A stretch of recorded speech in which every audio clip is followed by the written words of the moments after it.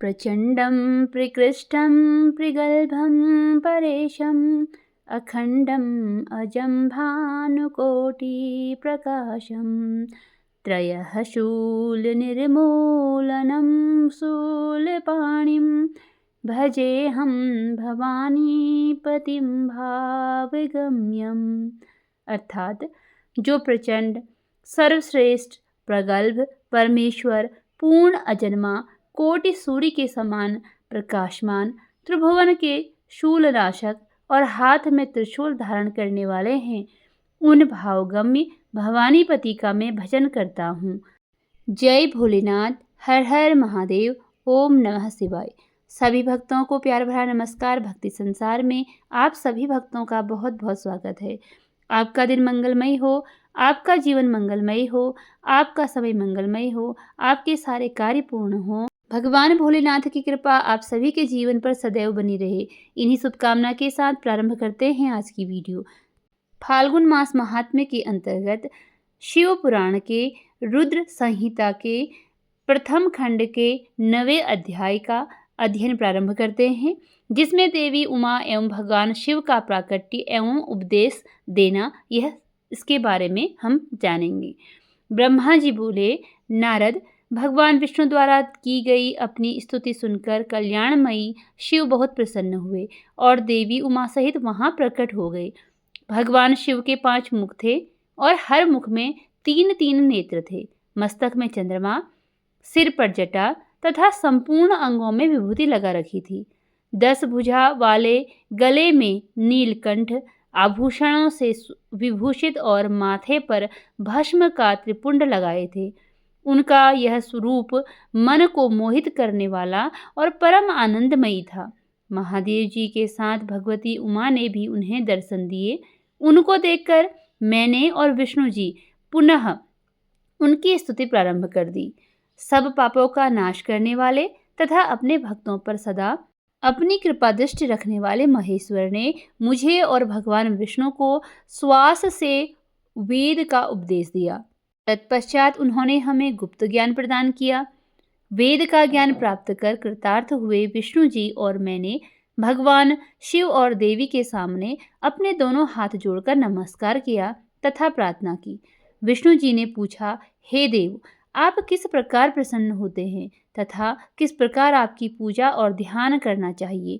कृपया कर हमें इसके बारे में बताएं तथा सदुपदेश देकर धन्य करें। ब्रह्मा जी कहते हैं, नारद, इस प्रकार श्रीहरि की यह बात सुनकर अत्यंत प्रसन्न हुए कृपानिधान शिव ने प्रीति पूर्वक यह बात की। श्री शिव बोले, मैं तुम दोनों की भक्ति से बहुत प्रसन्न हूँ। मेरे इसी रूप का पूजन व चिंतन करना चाहिए। तुम दोनों महाबली हो।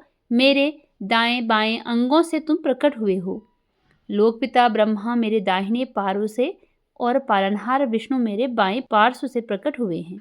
मैं तुम पर भली भांति प्रसन्न हूँ और तुम्हें मनोवांछित फल देता हूँ। तुम दोनों की भक्ति सुदृढ़ हो। मेरी आज्ञा का पालन करते हुए ब्रह्मा जी आप जगत की रचना करें तथा भक्त विष्णु जी आप इस जगत का पालन करें। तब भगवान विष्णु बोले कि हे प्रभु, यदि आपके हृदय में हमारी भक्ति से प्रीति उत्पन्न हुई है और आप हम पर प्रसन्न हो, तो हमें यदि आप वर देना चाहते हैं तो हम यही वर मांगते हैं कि हमारे हृदय में सदैव आपकी अनन्य एवं अविचल भक्ति बनी रहे। ब्रह्मा जी बोले कि हे नारद, विष्णु जी की यह बात सुनकर भगवान शंकर प्रसन्न हुए। तब हमने दोनों हाथ जोड़कर उन्हें प्रणाम किया। शिव जी कहते हैं, मैं सृष्टि पालन और संहार का करता हूँ। मेरा स्वरूप सगुण और निर्गुण है। मैं ही सच्चिदानंद, निर्विकार, परम ब्रह्म और परमात्मा हूँ। सृष्टि की रचना, रक्षा और प्रलय रूप गुणों के कारण मैं ही ब्रह्मा, विष्णु और रुद्र नाम धारण कर 3 रूपों में विभक्त हुआ हूँ। मैं ही भक्त वत्सल हूँ और भक्तों की प्रार्थना को सदैव पूरा करता हूँ। मेरे इसी अंश से रुद्र की उत्पत्ति होगी। पूजा की विधि विधान की दृष्टि से हम में कोई अंतर नहीं होगा। विष्णु, ब्रह्मा और रुद्र तीनों एक रूप होंगे। इनमें भेद नहीं है। इनमें जो भेद मानेगा वह घोर नरक का भोगी होगा। मेरा विश्वरूप सनातन है तथा इसी सभी का मूलभूत रूप है। यह सत्य ज्ञान एवं अनंत ब्रह्म है। ऐसा जानकर मेरे यथार्थ स्वरूप का दर्शन करना चाहिए। मैं स्वयं ब्रह्मा जी की भ्रुकुटी से प्रकट होऊंगा। ब्रह्मा जी, आप सृष्टि के निर्माता बनो। श्री हरि विष्णु इसका पालन करें तथा मेरे अंश के से प्रकट होने वाले रुद्र प्रलय करने वाले हैं। उमा नाम से विख्यात परमेश्वरी प्रकृति देवी है। इन्हीं की शक्तिभूता वाग्देवी सरस्वती ब्रह्मा जी की अर्धांगिनी होंगी और दूसरी देवी जो प्रकृति देवी से उत्पन्न होंगी लक्ष्मी जी रूप में विष्णु जी की शोभा बढ़ाएंगी तथा काली नाम से जो तीसरी शक्ति उत्पन्न होगी वह मेरे अंशभूत रुद्रदेव को प्राप्त होंगी। कार्य सिद्धि के लिए वे ज्योति रूप में प्रकट होंगी। उनका कार्य सृष्टि, पालन और संहार का संपादन है। मैं ही सृष्टि, पालन और संहार करने वाले रज आदि 3 गुणों द्वारा ब्रह्मा, विष्णु और रुद्र नाम से प्रसिद्ध हो 3 रूपों में प्रकट होता हूँ। तीनों लोकों का पालन करने वाले श्री हरि अपने भीतर तमोगुण और बाहर सत्वगुण धारण करते हैं। त्रिलोक का संहार करने वाले रुद्रदेव भीतर सत्वगुण और बाहर तमोगुण धारण करते हैं तथा त्रिभुवन की सृष्टि करने वाले ब्रह्मा जी बाहर और भीतर से रजोगुणी हैं। इस प्रकार ब्रह्मा, विष्णु तथा रुद्र तीनों देवताओं में गुण हैं तो शिव गुणातीत माने जाते हैं। हे विष्णु, तुम मेरी आज्ञा से सृष्टि का प्रसन्नतापूर्वक पालन करो। ऐसा करने से तुम तीनों लोकों में पूजनीय होगे।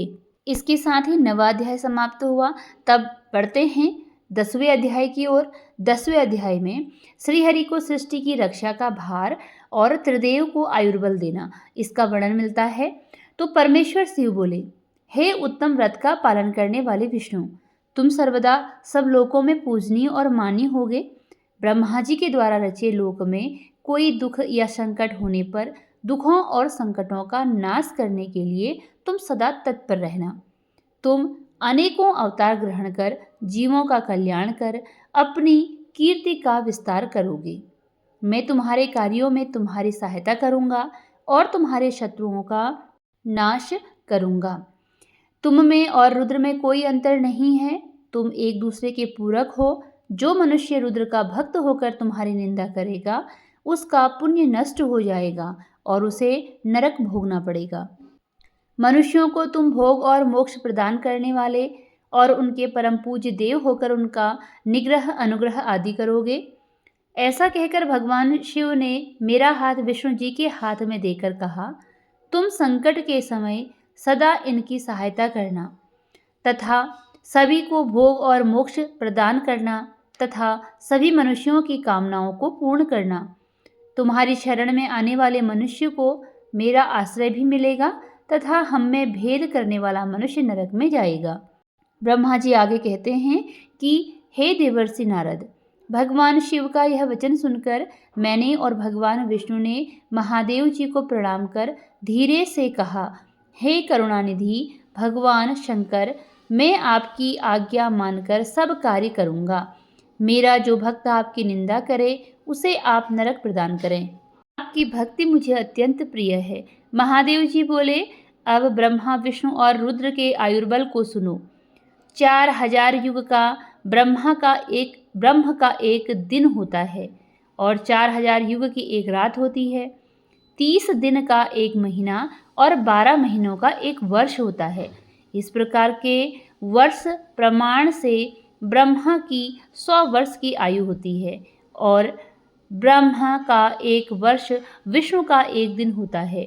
यह भी इसी प्रकार से 100 वर्ष जिएंगे तथा विष्णु का एक वर्ष रुद्र के एक दिन के बराबर होता है और यह भी इसी क्रम से 100 वर्ष तक स्थित रहेंगे। तब शिव के मुख से एक ऐसा श्वास प्रकट होता है जिसमें इनके 21,600 दिन और रात होते हैं। उनके 6 बार सांस अंदर लेने और छोड़ने का एक पल और 8 घड़ी और 60 घड़ी का एक दिन होता है। उनके सांसों की कोई संख्या नहीं है, इसलिए वे अक्षय हैं। अतः तुम मेरी आज्ञा से सृष्टि का निर्माण करो। उनके वचनों को सुनकर विष्णु जी ने उन्हें प्रणाम करते हुए कहा कि आपकी आज्ञा मेरे लिए सिरोधारी है। यह सुनकर भगवान शिव ने उन्हें आशीर्वाद दिया और अंतर्धान हो गए। उसी समय से लिंग पूजा प्रारंभ हो गई। इसी के साथ यह वीडियो यहीं पर समाप्त होती है। मिलते हैं अगले वीडियो में एक नए अध्याय के साथ। धन्यवाद।